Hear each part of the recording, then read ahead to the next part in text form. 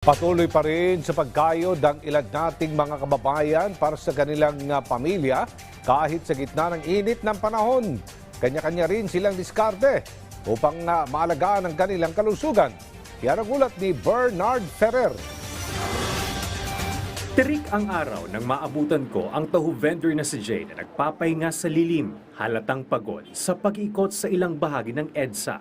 Aminado siyang hindi madali ang paglalako ng taho o kailangan kumayod para sa kanyang pamilya. Kailangan po magtiis para sa pamilya po. Lalo na po, dalawa po yung college kung dapat mapagtapos. Kanya-kanyang diskarte rin ang ilan nating kababayan ng trabaho ay nasa initan. Lang po na lagi kayong uminom ng tubig. Manginom lang po ng tubig siya. Tapos pag hindi na po kaya ang init, maghanap po ng medyo malilim-lilim na.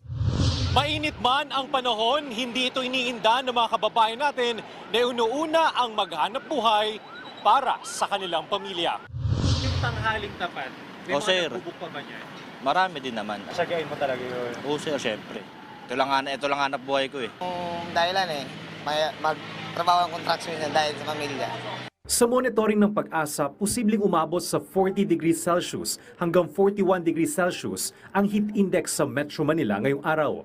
Habang posibleng umabot sa 44 degrees Celsius ang heat index sa Dagupan City, Pangasinan, Ambulong, Tanawan, Batangas, Puerto Princesa City, Palawan at Aborlan, Palawan. Patuloy na pinapaalalahanan ng publiko na ingatan ang kalusugan ngayong mainit ang panahon. Ugaliin din ang pagdadala ng payong at pag-inom ng 8 basong tubig o higit pa upang manatiling hydrated. Bernard Ferrer para sa Pambansang TV sa Bagong Pilipinas.